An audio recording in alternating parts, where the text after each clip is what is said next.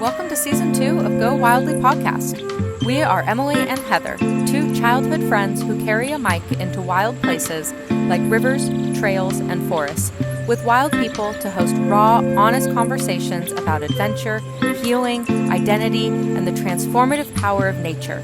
In this season, we're centering the voices of people who call Southern Oregon home. Outdoor enthusiasts and outdoor professionals whose lives have been shaped, changed, or are continually influenced by time outside. Come along as together we go wildly. Hey, you wildly wonder. Thank you so very much for listening to the podcast. It means the world to us. Okay, I have a little mission. Pause the podcast right here. Make sure that you're subscribed to this guy, okay? It's going to be a fun time over here. And if you so wish, we would love a 5-star review or whatever your heart's inclined to do. Also, leaving us a review truly helps the algorithm, and we appreciate you doing that.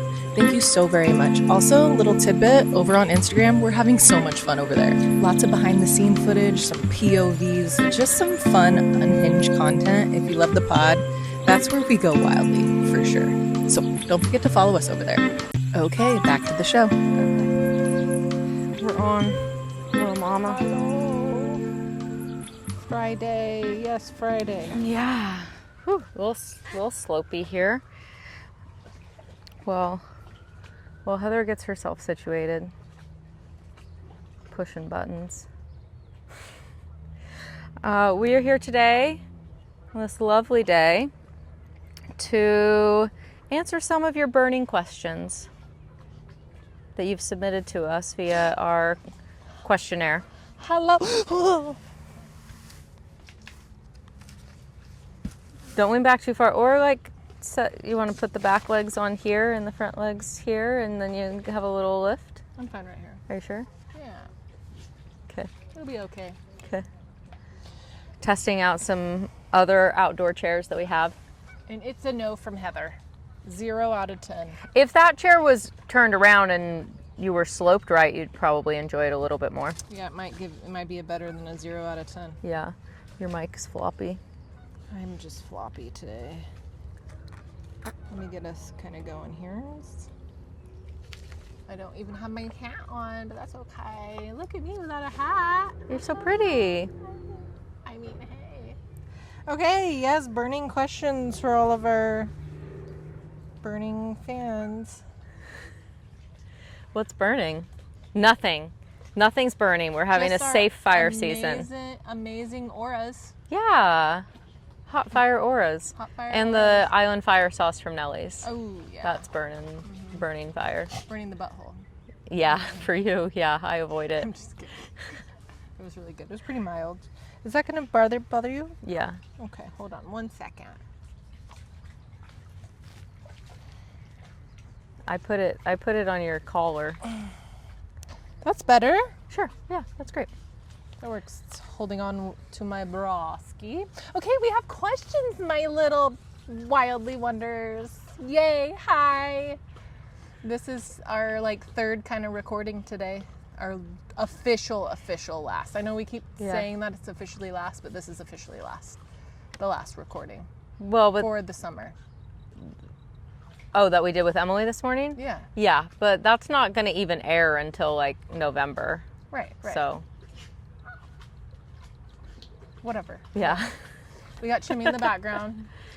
He likes to fish for rocks. Okay. He's fine. We asked you guys for some questions, some hot burning questions maybe you want to know about us, to get to know us a little bit better. So this is a Q&A episode with Emily and Heather. I'm Emily. And I'm Heather. And together we're Go Wildly. Okay. And these are answers to your burning questions. Yes. Shall I start? Sure. I guess so. Yeah, sure. You've got the question. I do have them. Okay. What's the most embarrassing thing you've done in nature? Oh. Embarrassing? I have a few. I don't know if one of them's embarrassing, but it's only embarrassing because of the type of embarrassing situation that happened. But I wasn't embarrassed because I was with my dad. Okay. But shall I go? Since it's came. Tell the story you've started telling. We were backpacking, and I was like, I don't know, 14 years old. We were backpacking the Blue Lake Wilderness. I think it's like up by Butte Falls area. That's where we would go quite frequently to backpack. Anyway, I was young, but I was also on my period, and it made for an interesting backpacking trip with my father. Yeah. And I had to navigate that, and I didn't wear tampons yet, I don't think. So, yeah, you could imagine. It was just an embarrassing situation for me in my little hole of a life. In your little hole. That sounded weird. Okay. Anyway, that's the one that like kind of pops up into my head that like I wasn't necessarily embarrassed, but it was definitely an embarrassing kind of like, it was just kind of weird. It was just kind of a shitty, it would have been embarrassing if anybody else was with us, but nobody was with us. Anyway. Because of like period shame. Yeah, a little bit, which is terrible, but like it just was, Yeah. I feel like I don't get embarrassed easily, like of myself. I get more embarrassed of like other people's behavior and my association with them. Oh, wow. Yeah, for real. So like ex-husband being drunk and doing something stupid, I was more embarrassed about like, oh, that I'm associated with that person versus anything that I would do myself. But that doesn't really count. So I always thought that, or I heard this somewhere too, is that like, and I totally agree, is embarrassment is an underexplored emotion. Yeah. I don't feel embarrassed a lot. But I guess the things that I could be most embarrassed about have been, and maybe I'm not embarrassed because I don't tell anybody about them. So there's nobody knows. But I guess it would be times that I've had to emergency shit on the river and have either just like no time to dig a hole, no time to plan anything. I just gotta go. And that either happens like up on a flat hot rock and just hope that the sun and the birds is not going to take it away. Or I've gone to go pee in the river and I've shit at the same time. Okay, no. I have actually one that I was fully embarrassed about. And I think I might have mentioned it a little bit to you when we were kind of like talking about some of these questions. I was on a trip, Heart Mountain trip with a boyfriend of mine that I was totally enamored by. So I was like, I don't know. I like truly just like loved this guy. Aww. And I wanted to make sure that I was on my best behavior because we know how Heather is. Anyway. Don't we?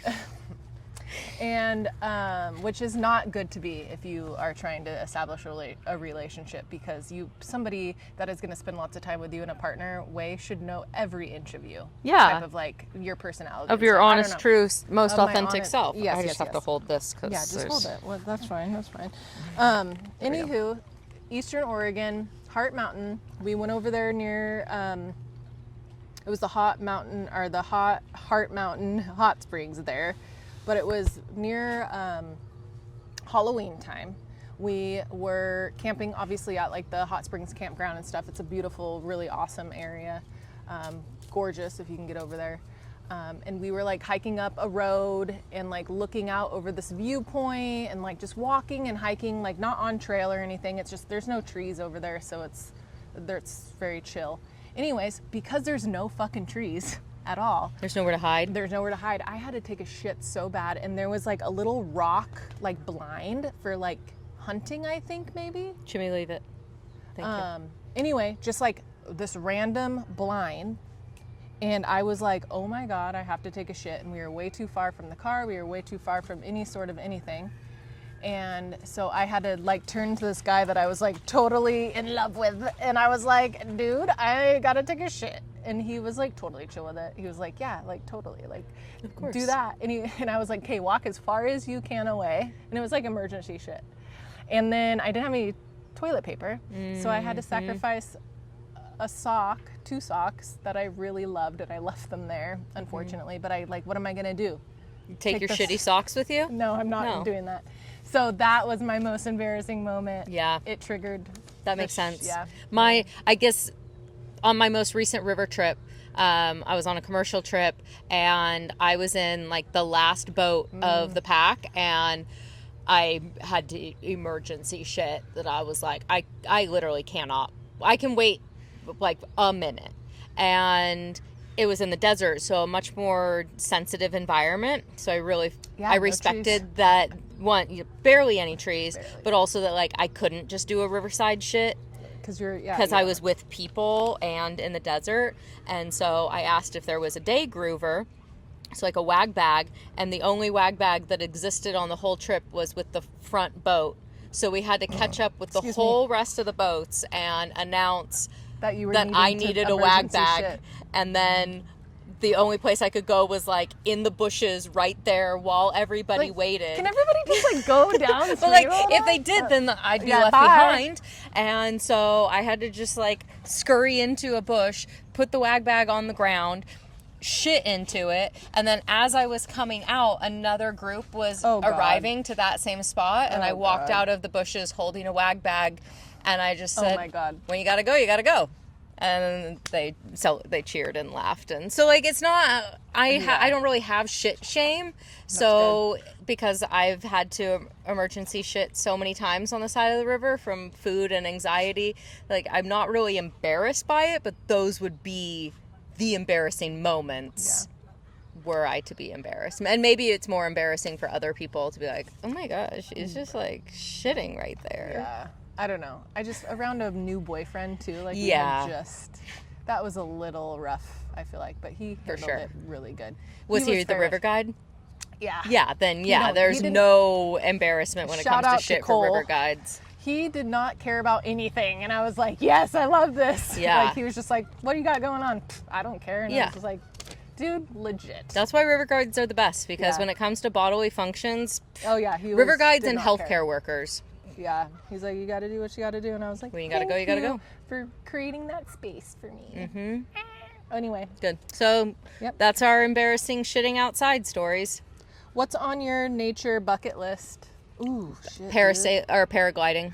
Oh, that's like that's your soon to be, because I feel like that's going I expect that I will be fulfilling that within the next year, but that is the only thing really, that and a national park in Croatia that is just lots of beautiful waterfalls and lakes and streams, and Kate went there recently and I'm very jealous.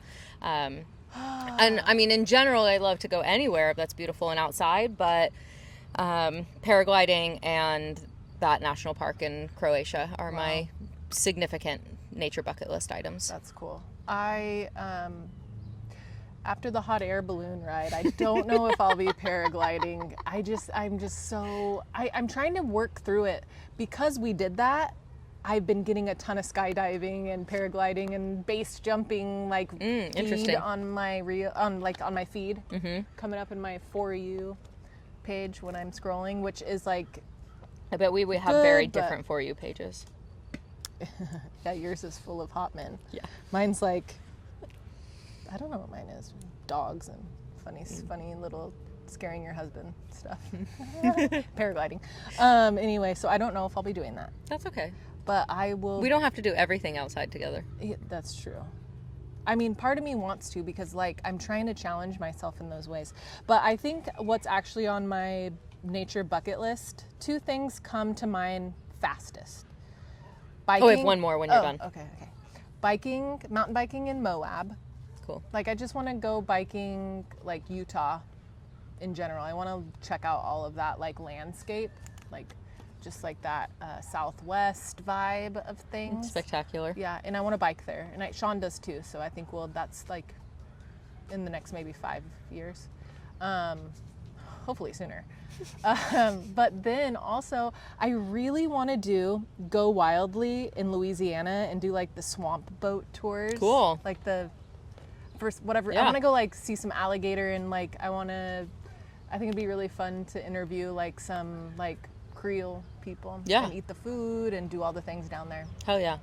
I'm into that. So, My like other that. item is to see where the monarch butterflies migrate to. Oh, wow. Where is that? In Morelia, Mexico. Oh, cool. I can get down with that Yeah. for sure. My mom was living there for a while, and so we talked about going to it together, but I could never get there at the time of year that it was happening. But that's on the bucket list too, with That's her sick. someday. I love that. Yeah. What in nature do you not like? So what about nature you don't like so much? I don't like when I can't get bugs to stop crawling on me. That's a rough one for Yeah. sure. I don't think mine is like constant cold and rain. Yeah. Like it just puts a little bit of a damper on my parade. Yeah. I'd go unless like the it's- opposite of like it's so sunny and there's nowhere to find any shade. That would be rough for me too. Just extreme Just weather. extreme weather. Yeah. Would be sucky. Totally. Ooh, this is a long one. Do you want me to read the next ones? Yeah, you redo the next line. Okay. What has been the most surprising aspect of creating the podcast? Anything you didn't expect from the process that has delighted or bewildered you? Oh, dude, we were kind of talking about this today we were reflecting today on the podcast stuff. It's harder than I thought it would be. It's like, it's taken me a lot of practice. Period. So, Yeah. Same. Like getting used to having a camera in the face and a microphone and kind of knowing what I want to say before I say it. yeah, To still be- struggle. Yeah, I've noticed. No, I'm just kidding. I don't want to lose some of that like candid beauty. Yeah. Because I do come up and pop off with shit that I'm like, and that was great. Totally. But making sure that yeah. like there's a cadence to the podcast. I mean, if you Yeah, pay it's- attention at all to the podcast, you know my cadence of speaking, that I will pause to try to think of the word that I want to Yeah. say. I'm very thoughtful and conscientious of the words that I use, and so I will take the time to figure out what it is that I want to say in the best way possible. And when you're just sitting in conversation with somebody, you're fully present, and that's well and good. And while our podcast format is just conversational, for somebody who's just listening through ears and isn't at the conversation, I know that it can become a slight like delay or a deterrent if there's a lot of pregnant pauses. And so trying to be more conscientious We don't of... want no pregnant pauses here. No pregnancy here. Of saying what I want to say, and also being mindful of who the person I'm speaking to in person is, and also who may be listening after the fact. Right. That's definitely been a have thing. to be present in the conversation, but also thinking about How is it being... what is the greater audience. Like, how is it being projected? Like, what's somebody going to take offense? I try not to think too heavily on that, but I also try now to really, like, I just keep it very neutral. Yeah. And, like, if I say something a little bit edgy, I'll, like, buffer that with, like, I know that sounds really, like, harsh or whatever, but I don't know. Yeah. Yeah. And before, we were just slanging. Yeah, we're just And- saying whatever off the Yeah, hip. and it was, I'm sure you could see if you have been following us since day one, you could see that we have refined our craft a bit. But now it's so natural not to like get into too many hot topics or too rough of a subject line that, you know, it just flows now. It's truly flowy. Big time. Yeah. Like it's easy and flowy. Yeah. I think one of the other... Yes, ma'am. So this is, what's the hardest thing about The most surprising aspect of creating the podcast, anything you didn't expect from the process that has delighted or bewildered you? Emily and I do create a container Yes. together. Yeah. I have had a recent solo record session and it did not fare well. It was, how do I say that in the nicest way? Yeah. Like, I mean, You were lacking your other half. I was lacking my other half, and the other person was, I feel like, trying to control the container when it's my container. Well, it was just me, so it's my container, but it's me and Emily's container and product. And that was really like a rough thing. And like, like. I'm saying fucking like, dude. I'm sorry. That's another hard thing. I'm gonna be working on that. Have you watched that chick on Instagram and TikTok who spent like 100 days I practicing how to speak without any filler words? Yeah, shout out to her. I don't remember her name, but loved that she was doing that on social media to become a better speaker for herself and for others, but just to practice public speaking. I mean, we did that in middle school and high school. Yes, we did. Gosh dang time. But then life moved on and you're doing other things and those filler words come back in. Mm-hmm. And well, it's the practice of it. Yep, it's all practice. And I totally forgot what I was going to add on to that. You were talking about this person that you did a solo interview with and being alone. Yes, it made me reflect upon that experience, and that experience was definitely needed. Yeah. To like have. And that was something, I'd done several solo interviews without you prior to you doing that, and me telling you, yeah, it's a little harder to manage everything, and it helped me to realize what we both bring to the conversation, that we both have our strengths in managing the conversation and facilitating the experience, and it is more challenging as just one. There is a lot to cover. Yeah. Noise.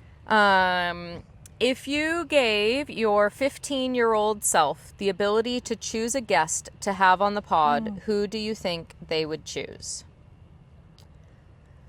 What was I doing at 15? The first person that comes to my mind is Shaun White. I really loved him. That's like more of like a celebrity crush, kind of, sort of, but like I also just really like snowboarding. I was obsessed with snowboarding at that time period in my life. So that would probably be that. Heck yeah. At that time in my life, I was part of a modeling agency and went to a modeling and acting competition. So probably somebody from there. I don't really remember anybody anymore, but that's like all of what my life was at 15 and my boyfriend at the time. Mark. Oh my God, I forgot about him, but I remember Mark. Yeah. So maybe... it's a little Theo! Hello, little guest star! Oh shit, bro. So yeah, maybe somebody that I was doing like modeling competitions with, or actually probably Mr. Gatula. Really? Yeah, because he was the soccer coach. Oh. And Mark played soccer, and so I was at a lot of soccer games, and I think Mr. Gatula could still be a guest on the podcast. Oh, that we should do that. Yeah. So nostalgic. Yeah. That's cute. Yeah, mine was for sure like Shaun White. White. Yeah. I was just a skater girl. Yeah. I was a skater snowboarder girl, so that was my vibe. If it was going to be somebody outdoor related, it would probably still be any of the people that I want now. The like elders in my river family. Cool. Yeah. What are the biggest, loftiest, most delusional dreams and goals that you hope to achieve through this project? Ooh, gosh. Just to be traveling and retire Sean so we can all travel together as a little family pod. That's delusional. That's delusional. I don't know if I want to travel with Sean. Love you, Sean, but he's not listening. It's fine. No. But anyway, that would be like truly. Yeah, for this to be the source of income that funds our lives and allows us to do this full time, but not like full time, that allows us to work as much as we want to on something that we thoroughly enjoy doing. And I do think that that pays all of our bills and pays for itself. Yeah, and I do think that if for it to even grow to the next level, we will have to get into that more like traveling sector. Yeah. To like really get a variety. I think it'll add a lot since we are a visual podcast as well. It'll add more to our settings and our backgrounds. Yeah. Just make sure it's still camera's still like it'll do all those things by being able to travel, like going to the lodge in Honduras. I'm looking forward to that. Yeah. Going down to Utah and mountain biking and climbing and rafting with people out there. Comes with, like, that could be one that he's with us for. But just next. I mean, I'd travel with him if he was our full-time driver. Sick. And like, he won't let us drive. Yeah, he great. He would not let us drive. Fantastic. I do next recording season, so next spring, winter, spring, I do want to get over to Bend and like do a few weekends in Bend, just you and I, to record and slam pack. And I do feel like that's a just coming dream, so it's not really a dream, but to travel, like, you want to go see Croatia. Yes. Like, to be able to do that, like, if that's the thing. Yeah, to be able to travel on the dime of the podcast. And to, like, pod while we're there and stuff. Exactly. It's, like, really fun. But I also think we would be really good travel companions, because I also like to go off and do my own thing. Great. Leave me alone. alone. But I like to also come together for certain things. 100%. And, like, have time that we're doing, but then I'm like, okay, I'm going to go off and do my own thing. Yeah. Yeah, I'm sure we travel together fine. Yeah, I agree that the delusional dreams and goals are around international travel, international travel, all under the umbrella of the podcast, and being able to interview people, share people's stories from around the world, and inspire people to get outside.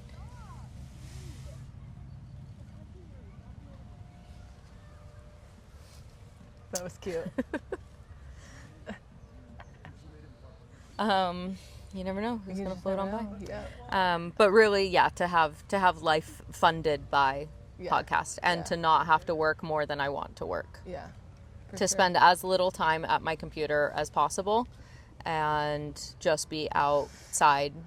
Yeah, I would say meeting people. Also, a delusional dream is to, like, have some production. Chimmy, don't. Chimmy. Oh, you didn't like that. To have some production crew, so that we can just work on what we do best, and somebody else is, like, editing, helping us maybe with, like, admin, and even keeping us on track for creative and adventures within the podcast space. Yeah. Like, just like, hey, that sounds great. Like a sounding board, a production company sort of thing. That doesn't take over us, but lets us. We're still in control. Yeah, but just some help. I mean, and it's, just to, like, keep us on track and editing and, oh, that sounds great. Yeah. It's going to happen. It'll happen, yeah. Anyway.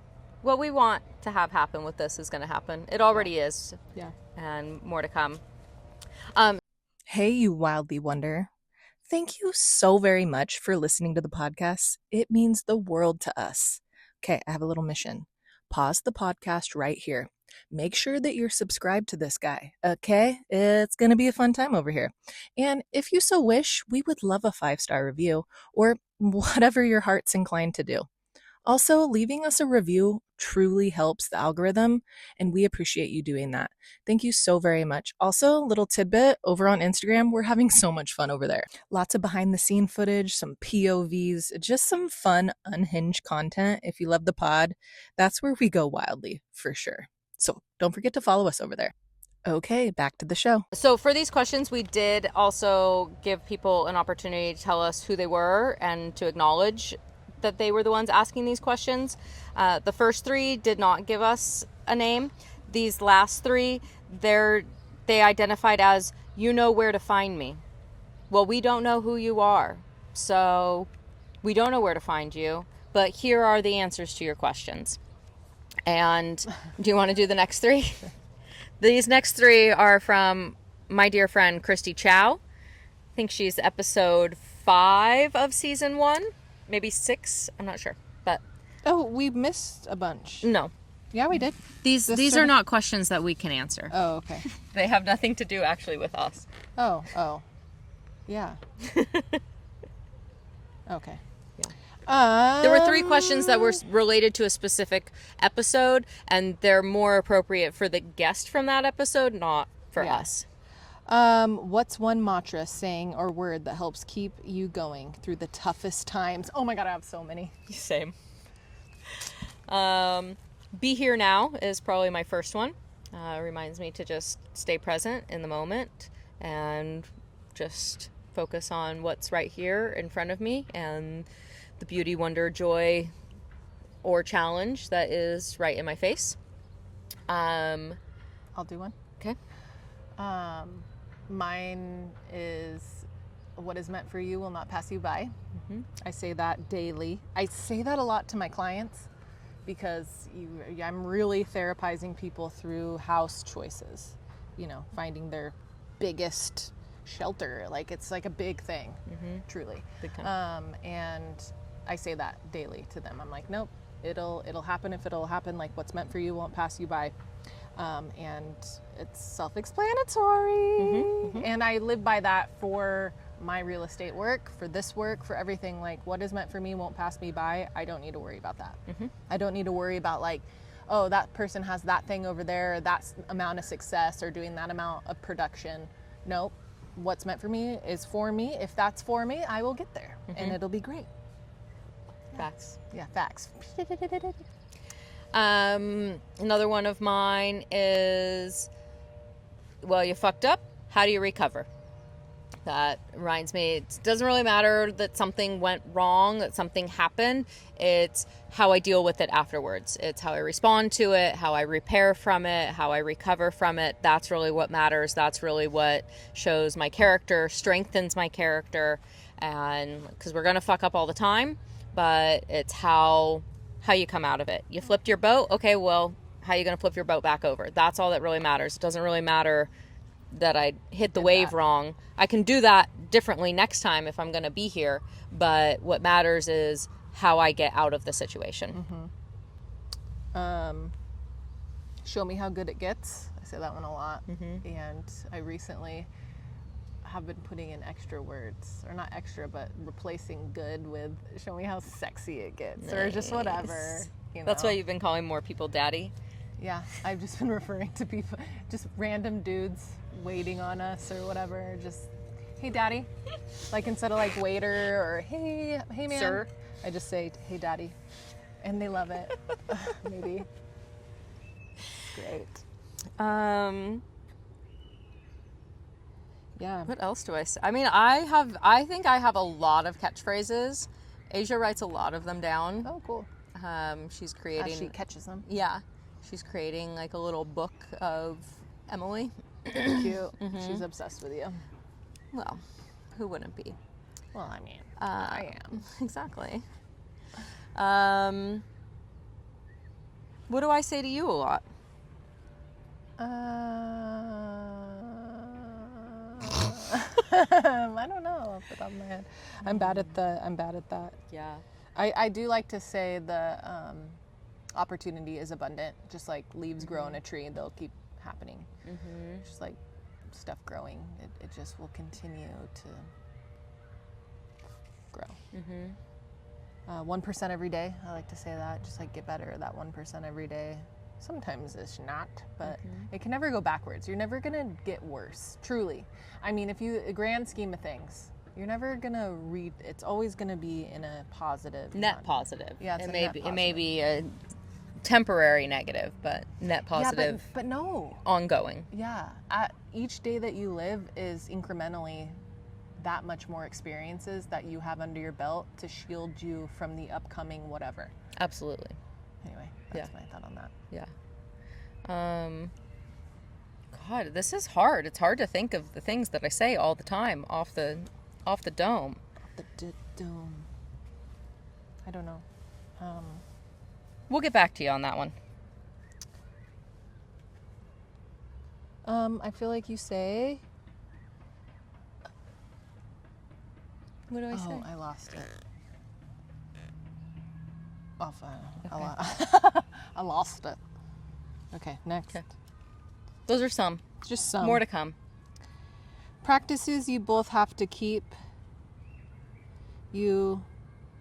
Practices you both have to keep you going wild in the outdoors for as long as you can in this life, aka tips on how to make sure we can keep hiking and keep monkeying around even when we're 80. Okay. Oh, just keep moving. Yeah, no. Like, rest for sure. Rest when you need to rest. Sorry, that was a little. Keep moving. Keep getting up and down. Keep climbing. Don't stop. Don't get stagnant. Don't get stationary. Challenge your body and mind in different ways. Variety is the spice of life. I don't quite know because I'm not old enough. Well, what have you been doing now? What are you implementing now so that you can keep going when you're 80? For me, it's keep moving and challenge my body in different ways, try new things, show myself that I can learn new things no matter how old I am or what I've gotten used to doing or what I've never done before. And this has definitely been a big shift in my last 5 years of life, is saying yes to new experiences, especially when it comes to how I use my body. Just this last week, I went hardshell kayaking. I did a bar fitness class. I did a Muay Thai class. I went bouldering at the rock gym. I did a Pilates class, and I went rafting. That's a lot. It was a lot of different things to do with my body, and every single thing made the other thing a little bit easier. And so for me, it's really about variety in movement and being outside as much as possible, even if it's just sitting outside, but just being outside and moving and grooving and dancing. Dancing's always a good one. I need to do more of dance. And shimmying more, like Julie said. Shimmy more. Yeah, for real. What's up? Yeah, I don't really have any tips other than my movement. You definitely move way more than me. I just actually recently got back into the last 1.5 months. I've been trying to do 10K steps a day. Actually, I've gotten so serious with it that I bought a pedometer. It should be here today because I know the phone's not picking up all my steps and how many I'm doing, because it's not always on me, or it's in a position where it's not feeling the step. So I'm getting a pedometer to put on my shoes or my waist. Anyway, so that too, and it's been 3 days that I've really been nope, I'm gonna do some Pilates. And so I'm doing a Pilates challenge right now. But I mean, I bike and I'm constantly moving with my kids and stuff. So, yeah, just keep moving. Just keep moving, dude. Movement. Move in different ways. Be outside. Different angles. Different heights. Angle of the dangle. Yeah. Okay. Emily, why purple? The world needs to know. Funny you should ask. It's the color of royalty. Yeah, there's no bad purple. I've been asked this question a lot, actually. And the truth of it is that purple has always been a color in my life. I've always gravitated towards purple. In high school, I got my first pair of purple glasses. And I think that for basically everybody in my social circle at the time, it was the first pair of colored glasses that anybody really wore. It was a lot, black, silver, brown, whatever. But the purple glasses threw people for an exciting loop, and it became just part of my persona. Brand. And my brand, as they say now. And people were very encouraging of embracing that. So I had a little photography business that was photos through purple frames. I was going to start a blog that was through purple frames, just my perspective being through your purple glasses. And in high school, I think it was our senior year, I started wearing purple every Friday. I really like routines and schedules. So I started wearing purple every Friday. And it just stayed to be my favorite color. That's her comfort color. Yeah, I just gravitate towards it, and I think it's wonderful. And then purple maxing. When I started working with Sundance and with First Descents, purple became the character, the part of myself that I become when I'm in that workspace is my highest, most authentic self. And I found that character was wearing all purple every day. And I encourage people in those experiences to recognize that the version of themselves that they tap into in that setting is within them all the time, and they can always tap into that version of themselves. And why do they feel like they need to let that go when they go back to their like regular real world life at home? Yeah. That why not bring the parts of themselves that they found through this experience back into that part of life with them, find those little things that make them feel most authentic and bring those home. And for me, that really loudly was purple. So purple started to take over more and more of my life because of those experiences in that workplace. And I would shop for clothes for work and just get purple things, and so then all my things have just kind of become more purple. But really it's just what I gravitate to and what I find myself most attracted to. Any shade of purple, but mostly like royal dark purple is probably my favorite. That has more of the blue tone in it than the red pink tone. And I think it's the best color. It's the color of royalty. It's the color of higher consciousness. It's the color of beauty, relaxation. Like there's a little bit of everything good in life in purple. Purple. And she's rare in nature. Yeah. Yes, purple is also the rarest color in nature. And because... My phone died. Oh. Color theory... Purple doesn't like actually exist. It's totally made up in our eyes. I'm not a color scientist, so I'm not gonna get really into that, but it is just a really special color. I like that for you. Thanks. We were talking about purple. We were talking about colors a lot today, actually. Yeah. Do you want to check your phone? Yeah. Make sure that didn't die. Yeah. We are still rolling. Shook. Okay, we have 3 more questions. 3 more questions. That was from Christy. Love you, Christy. Thanks for asking us burning questions. She might have been the one to do this one too and just did double. She said the same thing. You know where to find me. You know where I'm at. Oh, maybe. Maybe she did. I'll ask her. Yeah. Yeah, I think so. She would have more questions. What is driving you to do the podcast? What is your goal? Is it just for fun or is it something else? Well, really I think to inspire people to get outside. Yeah. And to create a record of people's outdoor stories. Yeah. And to also... And like pay our bills. Yeah.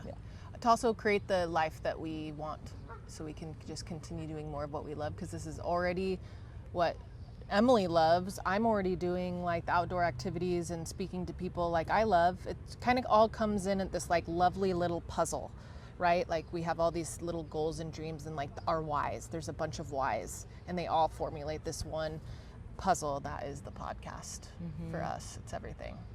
I'm watching a cute little bird. Sorry, I got distracted by a bird.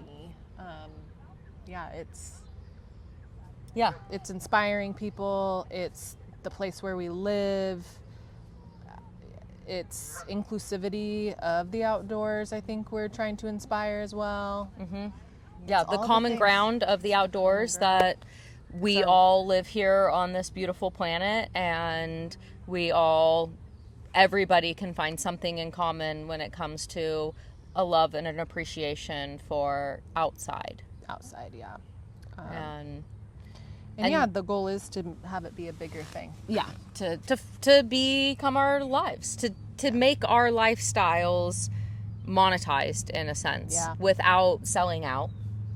But to be able to live our dream lives, and have that be through this record. Yeah. And to like rewind that, where the concept for this podcast came from was that a few different things. One, when my dad was dying, he started telling me stories about his life, and most of those stories were happening outdoors. And so I started recording those and recognized that the people that I look up to most in life are older and dying, and I want their stories. And so that was one encouraging point. I also grew up in a community of storytellers and outdoor enthusiasts and outdoor professionals, and some parts of their stories have been captured in books and documentaries. And so I've been influenced by my childhood community of that you tell stories and you record those stories and you share those stories. And then I partnered up with Heather, who is also an outdoor storyteller and spends a lot of time outside. I also want to ride a jet ski. That's kind of on my bucket list. All you got to do is stand out there and put your thumb out. Yeah, they never look over here. Oh. It's weird. But, yeah. Maybe we can find them. Yeah. That'd be kind of fun to like just find some old ones online. Anyway, yeah, that's really it. There is bigger goals and dreams. It is a passion project, but also we want to turn it into our careers. Mm-hmm. Anyway. Yeah. How do you actually say T-E-V-A, Teva? Teva. Teva. Teva. So that's the shoe. I'm not wearing any.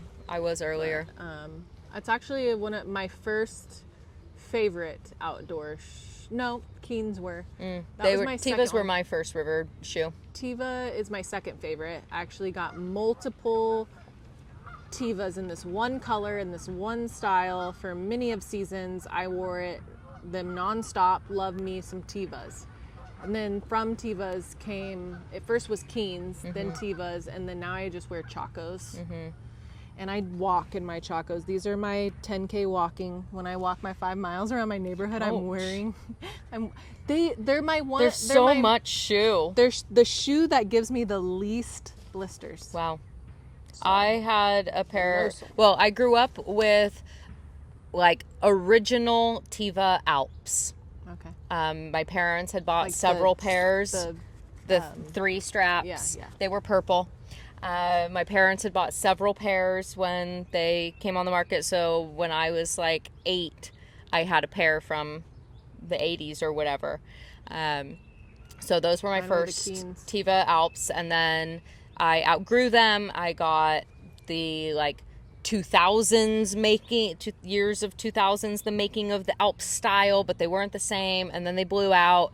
And then I don't know what I wore for a while there, but I bought a pair of Chacos. I tried to wear them. They made my feet super bloody. I got rid of them. And then I found a pair of Chacos that were already broken in and my size and my color. And so I wore those for a little while. And now I wear Earth Runners. Yeah, I got a pretty good, check this out. You got a good Chaco tan right now. I have a good Earth Runner tan right now. Yeah, Teva. That's how I say it. Yeah, that's how I say it. I don't know how Teva says it. Maybe they say Teva, but I say Teva. What is a cooler activity, rafting or biking? Well, definitely rafting for coolness if we're talking temperature. Because you can cool down in the river. Dude, they say that if you're hot on the river, you're stupid because you could just jump in the river. Yeah. Yeah, so as far as like cooler rafting for sure. When it comes to the social aspect, I think mountain bikers are pretty badass. Their ability to go downhill on hard ground without any protective barriers around them beyond a helmet and maybe some pads, I think is very impressive and scary. I think it's impressive to row freaking Blossom Bar. Hell yeah. Yeah, it is. So, pretty badass. I've never done it. Yep. Emily's never, I've rowed, but not really through any major rapids. I've never mountain biked. Yep. So I have rafted though. But I haven't been in control of the said raft. So, I don't know. It's just one of those things. Like, I think it's pretty badass that somebody can row down a really technical rapid. I mean, it's like, that would take me a lot of time and energy and work to get to that space where I feel comfortable enough to do that. Same with on a mountain bike. Yeah. Like probably might never. Sorry. As much as I like trying new things and seeing what my body can do in athleticism, I don't really see myself mountain biking. But who knows? Anything could happen. Fun. So fun. I do have hopes to,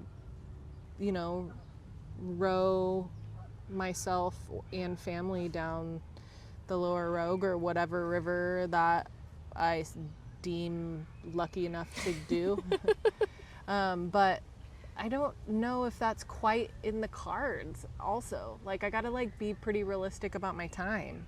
You are so young. You have so much time. No, you can do anything. I know. But I just try to, that's true. Yes. Yeah. Yes. Don't limit yourself. But I also just as I say, I'm probably never going to go mountain biking, but that's but that's because of my own, I'm not attracted to the sport in doing it. I don't look at it. I mean, I admire it. I think people who do it are really cool, but I don't look at it and think, ooh, I'd love to try that. Yeah. That'd be so cool. I'd love to be able to do that. Sean would like to get more into rafting during the summertime. So I do think it's in our future. It's just when? Yeah. I thought about inviting you guys yesterday when I went, and then I decided I need to just be on my own. Sean is driving back from Spokane right now. Oh, that's cool. He was in Spokane for 2 nights. I got 2 nights alone. Nice. Good for you. It was great. Oh, yeah. But I miss him. Yeah, of course. And also I slept like shit last night. Oh. I don't know why. I don't know. I just had a lot on my mind or something. Yeah. Okay. Well, and that was from Dan. Thanks, Dan. Buck, Visit Grants Pass. Thanks, Dan Buck. Thanks, Dan Buck. We love Dan Buck. Thank you for your burning hot questions, everybody. Yes, that was that. That was a long episode, I'm sure. Yeah, they were really 45 minutes. We're slow answerers, too. We're tired. It's been a long day already, and it's hot. But we're just chatting. So those are the questions we've received so far. We will keep our Ask Us Anything form on our, you can find it in our Instagram profile links. And yes. You have a microphone. I know. Okay. Also, Emily and I are both wearing our clothing provided by Title IX. Title IX. We have great things happening on the horizon with Title IX. Women-designed clothing brand based in the Bay Area. Women-designed outdoor brand. With great purples. Something for every season and every body type. Oh, dude. Yeah, they kind of specialize in bras and swimsuits. Mm-hmm. That's what we're kind of finding. But these shorts are them as well. Great. Yep. We have a bunch of stuff coming up with them. We don't even know what we have coming. But it's a lot. And it's going to be wonderful. So stay tuned. Send us more questions. Obviously, follow, share, subscribe, rate, review. Listen, because we've got great delusional dreams coming at you. Coming down the pike. I'm Emily. I'm Heather. And together we're Go Wildly. And Heather's tongue is all over the place. Always. Right? Damn. Well, except for... Also, Kula Cloth. What? Hello, it's baby Heather Weather here reporting for commercial duty. You guys, we are officially becoming a big girl podcast, which means affiliate links, discount codes, fun partnerships, little perks for you, our listeners, and honestly, some pretty exciting stuff coming down the pipeline, like big deal energy, baby. So here's the tea. Head over to GOWILDLYpodcast.com because now we have a whole page dedicated to brands, discount codes, affiliate links, and fun stuff we actually believe in. And let me be very, very clear. We are never going to randomly push a weird internet nonsense product on you. If we share it, it's because we genuinely love it, use it, trust it, know the people, met the people, or maybe just wildly obsessed and emotionally attached to them. You know what I mean? And yes, sometimes we are biased because we're friends with them. And we love supporting good humans, okay? And our friends. Also on the website, you can subscribe to our newsletter. Right now it goes out weekly whenever a new episode drops. Because yes, baby, we are a once a week podcasting machine here.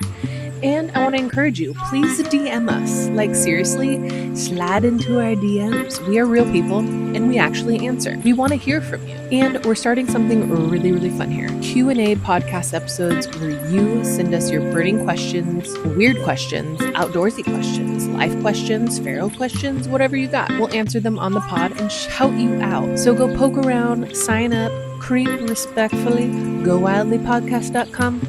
Okay, love you, bye. That's a wrap on this episode of Go Wildly. From the bottom of our backpacks, thank you for listening.